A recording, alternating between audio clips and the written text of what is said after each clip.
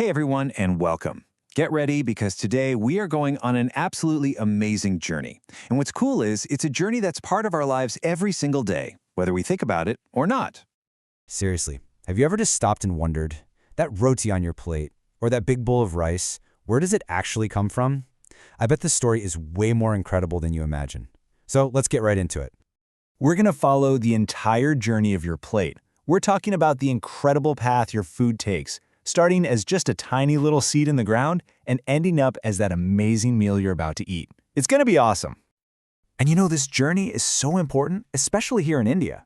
Get this, a massive 2/3 of the entire population is involved in agriculture. That's wow.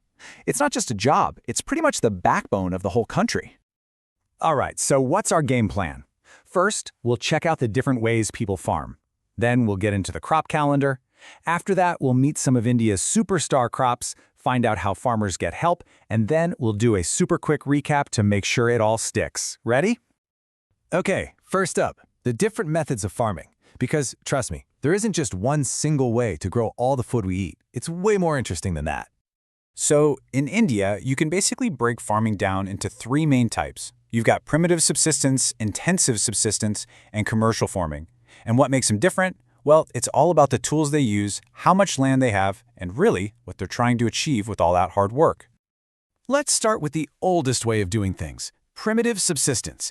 You might have heard it called slash and burn, or even juming. Picture this, a family goes into a forest, clears a small patch of land, and grows their food there for a couple of years. But here's the clever part. Once the soil gets tired, they just move on. They let that patch of forest grow back naturally. It's this really amazing traditional cycle. Okay, next we have intensive subsistence farming. Think about places where there are a lot of people but not a lot of land to go around. The main goal is still just to grow enough food for your family, right? But because your piece of land is so small, you have to be intensive about it. You've got to squeeze every last bit of food out of that tiny plot. It takes a ton of hard work and resources. And that brings us to commercial farming, which is a whole different ballgame. Here, it's not just about feeding your family anymore. Farming is a business. The goal? To make a profit by selling what you grow. This means using all the modern stuff, like high-tech HYV seeds and fertilizers. And a great example of this is plantation farming. You know, those huge fields where they grow just one thing, like tea or sugarcane, as far as the eye can see. Okay, so we've seen how people farm. Now let's talk about when they farm. It's not just random, you know? Indian farming follows this beautiful rhythm, this crop calendar that's perfectly in sync with the seasons. It's a system that's been perfected over centuries. And here it is, India's three main seasons. First, you have Rabi. This is your winter crop, planted when it's cool and harvested in the spring. Wheat is a classic example. Then comes Kharif, which kicks off with the monsoon rains. This is prime time for rice. And, squeezed right in between those two, there's this short, hot summer season called Zaid. It's perfect for growing things like juicy watermelons and cucumbers. Makes sense, right? All right, now for my favorite part. Let's talk about India's superstar crops. I mean, these are the plants that literally feed the nation, and some of them are famous all over the globe.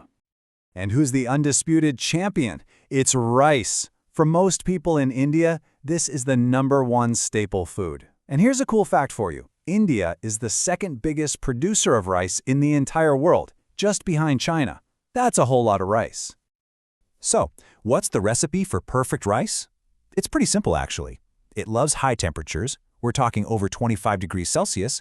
It needs lots of humidity and a good drenching of rain, more than 100 centimeters a year.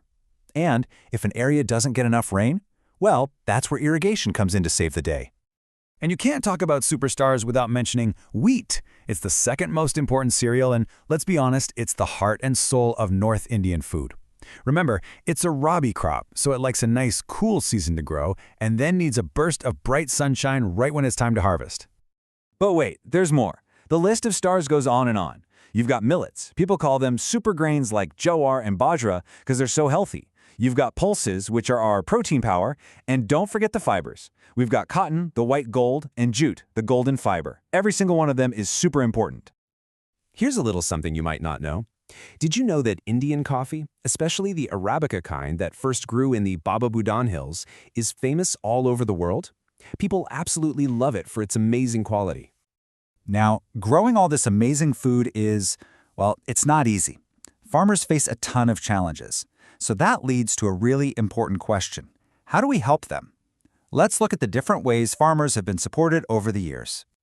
You can actually see how that support has evolved over time. Back in the 50s, it was all about land reforms.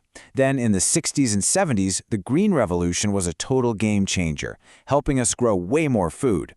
In the 80s and 90s, things like crop insurance started popping up. And now, we have stuff like the Kisan credit card, designed to give farmers direct access to money. And you have to hear about this one. It's a really unique part of India's history. It's called the Bhudan Gramdan movement.